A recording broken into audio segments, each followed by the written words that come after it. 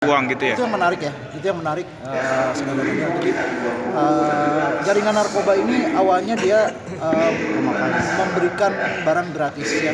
Maksudnya untuk apa? Supaya orang ini sudah masuk ke dalam jeratan. Nah, ketika dia sudah mulai ketagihan, dia butuh barang itu.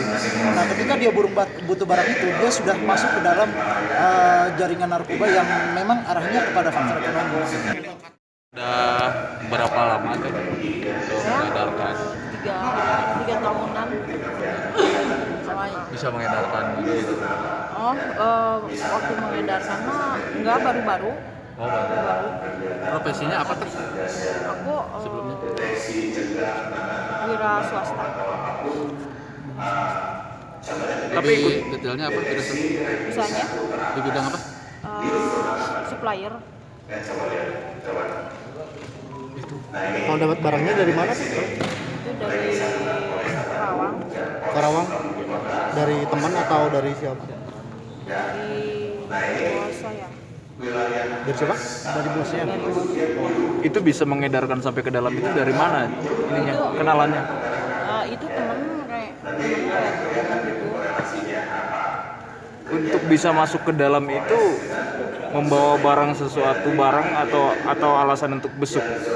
Enggak pernah ketemu. Gak pernah ketemu. Katanya pakai juga nggak? Kalau kita dengar dari keterangan tersangka tadi, sebenarnya masih banyak yang belum disampaikan sama beliau karena memang tidak mungkin ya namanya tersangka itu jujur kan, seperti itu belak-belakan.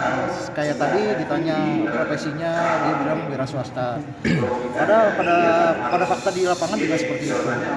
Ini kalau yang kita lihat dari hasil penyelidikan kita, ini yang bersangkutan ini berawal dari tempat hiburan ya. Berawal dari tempat hiburan yang identik dengan penyalahgunaan narkotika. Nah, disitulah yang bersangkutan sudah mulai masuk ke dalam dunia hitam itu. Nah, mereka kenal dengan para konsumen yang kebetulan nggak semua konsumen baik. Ada juga konsumen-konsumen yang mereka juga para pelaku. Nah, sehingga mereka bisa saling berhubungan, berkomunikasi dan membentuk jaringan. Nah, jaringannya ini kebetulan hasil penyelidikan kita dikendalikan oleh salah satu oknum narapidana yang ada di lapas. Kalau tempat hiburannya di mana, Dan? Tempat hiburannya di wilayah Bandung. Dia kan tempatnya pindah-pindah ya. Sebagai seorang wanita yang menghibur, sebagai penyanyi, ya dia dipanggil. Setelah itu dia nyanyi di kafe-kafe atau di Berarti peredarannya lebih banyak di tempat hiburan lagi? Iya, kebanyakan tempat hiburan. Kalau yang bersangkutan Cimahi. Tinggalnya di Cimahi tapi tempat kerjanya di Bandung. Tempat kerjanya dia tidak ada tempat kerja yang tetap. Jadi dipanggil nyanyi di sana, sambil nyanyi ada yang mungkin untuk mencari hiburan menggunakan narkoba, dia akan menyalahgunakan narkoba melalui dia menggunakan. Jadi dia menyediakan. Yang bersangkutan tadi bilang barangnya dari bos. Maksudnya gimana tuh? Iya, mungkin yang dimaksud bos itu orang yang mengendalikan di dalam lapas. Ya, oknumnya. Tapi memang benar Bang, dia belum pernah ketemu dengan orang lapas itu? Nggak pernah ketemu. Jadi kita sudah telusuri bahwa keterangan yang bersangkutan dan ternyata kita cek di lapangan keterangannya memang tidak benar, banyak yang dibelok-belokkan. Jadi kami menganggap dia tidak terlalu kooperatif lah, tidak kooperatif.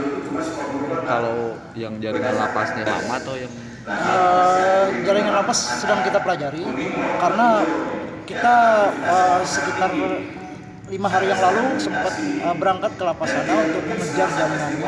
Ternyata keterangan antara tersangka dengan bukti-bukti yang ada di dalam komunikasinya ini berbeda. Jadi kami juga masih mendalami terkait dengan narapidana ini yang mengendalikan siapa. Berarti komunikasinya pakai ponsel ya Bang? Pakai ponsel dengan sistem terputus. Oh. Dengan sistem terputus. Alasannya Bang penjual barang itu Bang? Kebutuhan hidup atau gimana? Faktornya sih lebih faktor ekonomi ya, dan awalnya sih pengakuan dari tersangka itu dia hanya untuk ngejualin, setelah itu dapat bonus, dapat barang untuk pakai. Lama-lama ketika dia sudah terikat, terjerat di dalam itu, dia mulai berbicara untuk mengendalikan di faktor ekonominya. Yang dijual itu apa sih bang? Yang sabu-sabu. Yang 35 Gram. gram itu ya. Total Sebenarnya kalau kita lihat dari bukti-bukti dari petunjuk yang ada itu ada sekali turun 1 minggu itu 200 gram.